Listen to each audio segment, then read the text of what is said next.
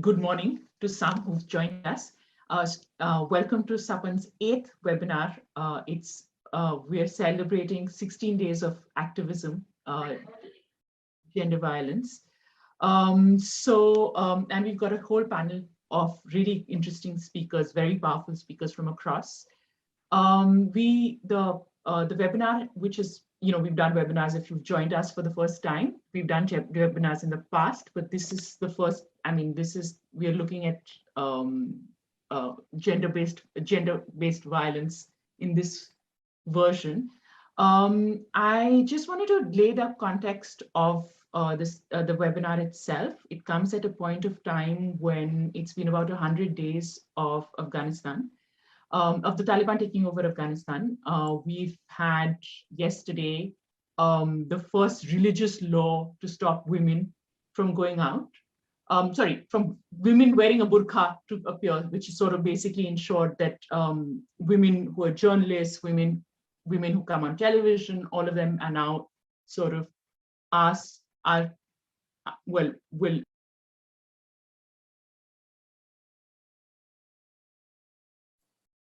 Sorry. Mandira, you're muted. Yeah. Yeah, because the host, somebody muted me by mistake. Sorry. Okay. So just wanted to lay out the context. It comes at a point of time when it's been 100 days of violence, of 100 days of the Taliban taking over Afghanistan. It's somewhat of a trailer for all women in South Asia. It comes at a point of time when rape statistics in India have gone up. On an average, 10 Dalit women get raped in India. There has been an increase of 63% of violence against women during the lockdown in India itself. It also comes at a point of time when climate change affects us all, but makes women are the most vulnerable. And it comes up at a point of time when everybody realizes that the feminist lens might actually be the way forward.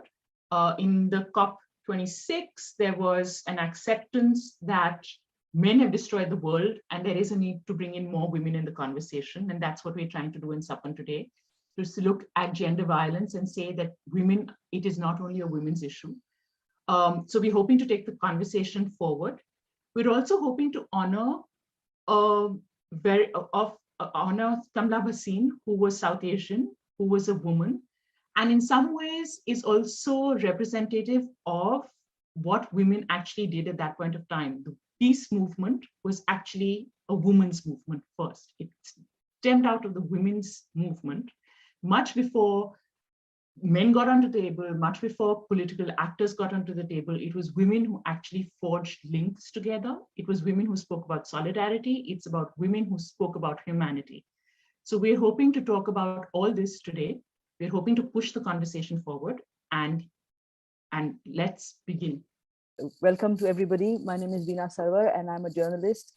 Sapan's story, as Mandira talked about, is something that began out of conversations, and it began for us here at Sapan with a brainstorming meeting in March, in which we said that one of the ways to take the peace agenda forward was to look at everything in a regional context.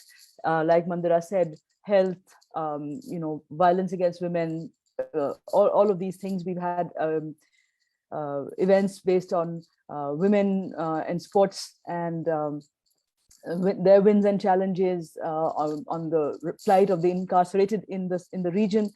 And we typically share. We like to start our meetings with. I'm going to just share the screen to show some of our mentors and leaders, visionaries whose vision we are taking forward. And these are just a very, very few of the names that we're just putting. Oh, sorry, doing the wrong thing here. Present. Sorry, I need to move this Zoom box in order to. Yeah.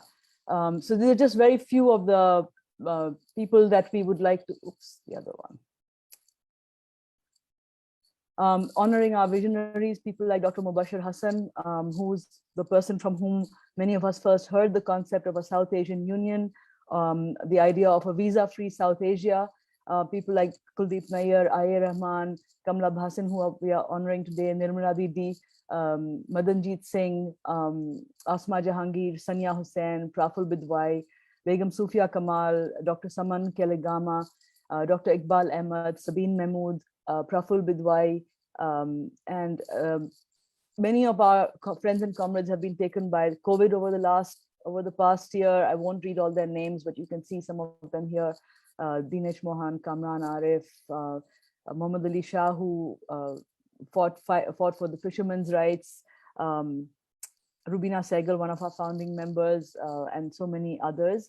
And these are just some of the people who've been taken by COVID, and that's one of the things that we would like to highlight, share here, remember and commemorate, is that we are in the middle of a pandemic. It is still going on. It is not over. And we just want to take a moment to recognize that, to recognize the trauma that many of us have undergone, having lost so many loved ones. And I'll hand it back to Mandira now to pass it on to Swarna. Thank you. Thank you. Good evening, everybody. I'm honored to be here. This is the first time I'm attending a Sapan meeting, although I've been a supporter from the time that Beena first messaged me about this. I'm also very happy to see old friends that I haven't seen for a very long time, and not just because of COVID. And I will confess at the outset that I'm intimidated by having to do this, because I work in a little corner of India. It's like when you play with your own toys all the time and you don't know how to deal with anything else. So I feel a little bit like that, like someone who's stepping out of the boonies to meet the big bad world. So be kind to me. I also feel like I overstated my competence as a moderator. I'm just basically very picky about time. And so I will say upfront that I will try to impose time limits quite strictly, but I will also not take up your time by saying a whole lot more. Beena then sent me a message saying that I should say something nonetheless. So I'll say that I don't work with a service provider. I'm not a social worker. I'm not a counselor. I'm essentially just a person who started writing and working in the area of gender violence. And because my competence is to research and to communicate, much of what we do at my small organization, Prajnya, is actually to curate information and share it in accessible bites, to take academic work, for example, and make it simple, or to take data that we know to find, but that other people may not. So for example, 3 days ago, we released our annual Gender Violence in India report, which is done on a very small scale, often by volunteers, but we try to do it regularly nonetheless. So this is where I come from, with a lot of heart and, I suppose, experience more than expertise on certain matters. But I am truly delighted to be able to sit in on a conversation like this, which brings together so many different perspectives. And I want to compliment the Sapan organizers for bringing everybody together like this.